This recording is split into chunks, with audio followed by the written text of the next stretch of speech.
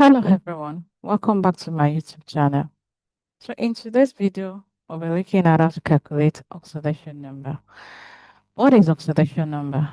Oxidation number is the number assigned to an atom in a compound that indicates the number of electrons the atom has lost or gained to form chemical bonds. Therefore, oxidation number usually shows the degree of oxidation of that atom. Oxidation number can be positive, negative, or zero. For example, looking at what we have here, we have calcium here. Calcium here is carrying a charge of positive 2. So the positive 2 here is the oxidation number of calcium. Same thing is applicable to that of fluorine. Fluorine here is carrying an oxidation number of negative 1, just as you can see there.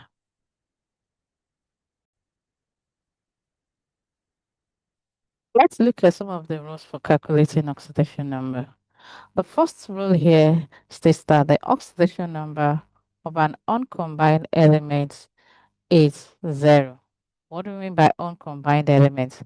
These are elements that has not been combined or added to any other element. And we have some of the examples shown here on the screen. We have hydrogen here, which is represented as H2, calcium as well, sulfur represented as S8, and then oxygen, which is represented as O2.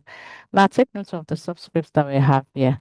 Although hydrogen here is having a subscript of 2, that doesn't affect the oxidation number because hydrogen here is still in its uncombined state. Therefore, it has an oxidation number of 0.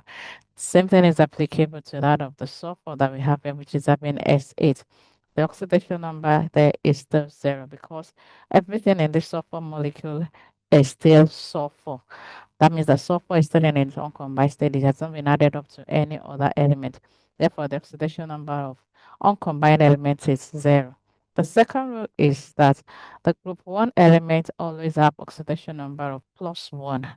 Examples of group 1 elements include sodium, potassium, and so on. Now that means that what that means they carry a charge of +1. Therefore, the oxidation number of group 1 element is positive 1. Same thing is applicable to the oxidation number of group 2 elements, also known as group 2 metals. They always have an oxidation number of +2.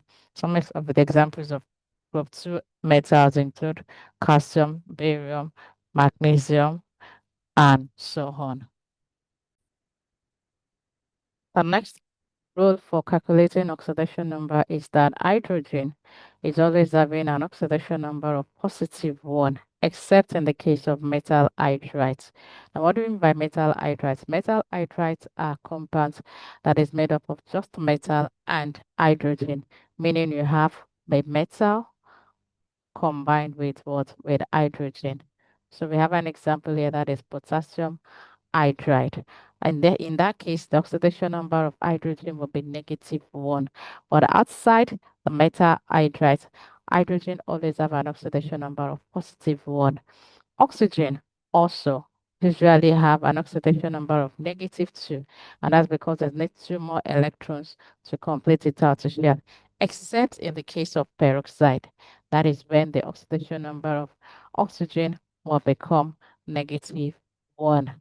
The next rule, which is very important, is that the sum of oxidation numbers in a compound is 0. So, for example, if I'm having this compound here, magnesium oxide. What I'm saying in essence is that the sum of the oxidation number of magnesium oxide here will be 0. We'll look at some examples later on. The next rule, the sum of oxidation number in an ion is equal to the charge of the ion. What does this mean? Take, for example, if I'm looking at this ion here, magnesium oxide, magnesium manganese oxide. So here, the oxidation number here is what? Is -1. That means that the sum of all the oxidation number of the atoms in this manganese oxide would be giving me -1. Now, the last rule which we need to look at is that in either a compound or an ion, the more electronegative atom is given the negative oxidation number. What does that mean? What are electronegative elements? Electronegative elements are elements that have the ability to attract electrons towards themselves. That means that they need few electrons to complete their attraction. Examples of such elements include fluorine, oxygen, nitrogen, chlorine, and so on. All these elements are examples of electronegative elements. That means that they have the ability to take in electrons, to attract electrons towards themselves. And because of that, they have the they are always given negative oxidation number in a compound.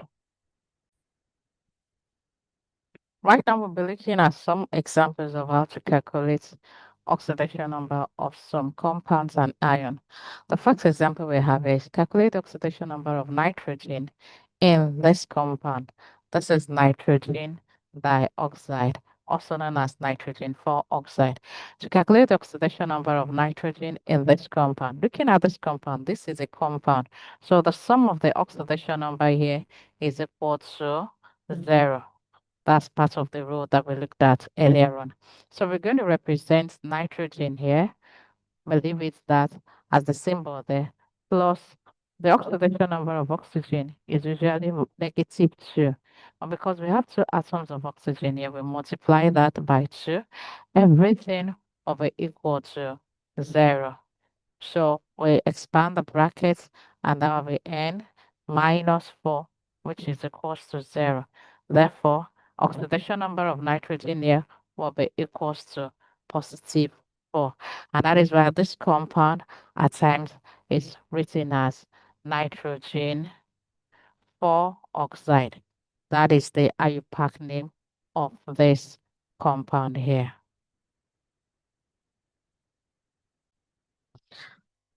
A second example that we're considering into this lesson is this. What is the oxidation number of chlorine in this ion here? Now looking at this, this is an ion because it is carrying a charge of -1. So it's very easy to calculate that. So we still represent the oxidation number of chlorine to be the symbol of chlorine here, that's Cl, plus oxidation number of oxygen here is -2 because it is not a peroxide. Multiplied by the two atoms of oxygen that we have there, everything will be equal to the charge on this ion. The charge on this ion is -1. So everything here will be equal to -1. So we expand the brackets and that will be close to Cl minus 4. Everything is equals to -1. So we collect the like terms together. So that will be -1 plus 4. So the oxidation number of chlorine here will be equals to +3. And that is the oxidation number of chlorine in that ion.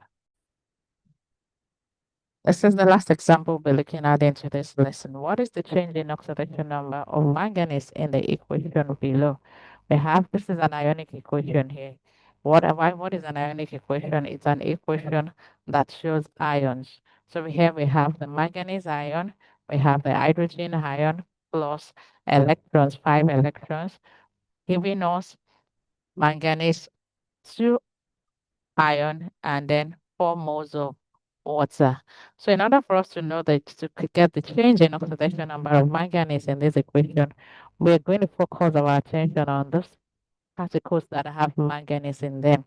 And that is the one I underlined here. That's manganese oxide and manganese 2 ion.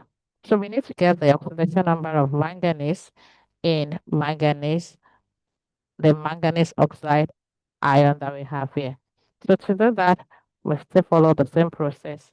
Manganese plus oxidation number of oxygen is -2, but here we have 4 atoms of oxygen there.